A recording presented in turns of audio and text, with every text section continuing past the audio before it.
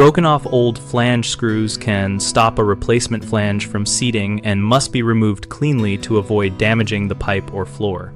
Start by clearing debris and inspecting the screw stubs with a flashlight and small mirror to determine how much protrudes and whether there is any remaining thread. If a few millimeters are exposed, use locking pliers to twist them out by gripping the stub close to the pipe and turning slowly while applying steady outward pressure. Heat is not recommended near plumbing seals. When the head is flush or below the flange surface, a screw extractor designed for hardened fasteners works best. Center a small pilot drill bit into the stub, drill straight and steady to the required depth, then insert a left-handed extractor and turn counterclockwise to bite and remove the screw. Keep drill speed low to avoid glazing the bit. If the screw is hollow or brittle and an extractor will not grab, drill the shank out with progressively larger bits until the remaining metal collapses, or you can tap it out with a punch. Always use cutting oil for metal screws and back the drill out frequently to clear chips.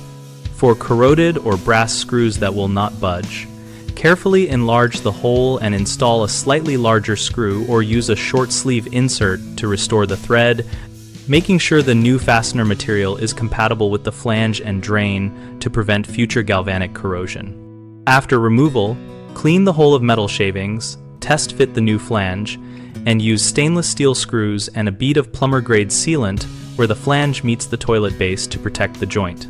Common mistakes include over-drilling and damaging the pipe, which you avoid by starting with very small pilot bits and increasing size only as needed, and by supporting the drill hand to keep it square.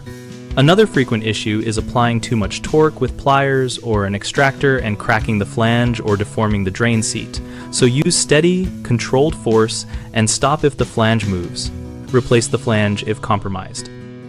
People also skip cleaning metal filings, which can contaminate sealing surfaces and cause leaks, so vacuum and wipe the area and inspect with a light before final installation.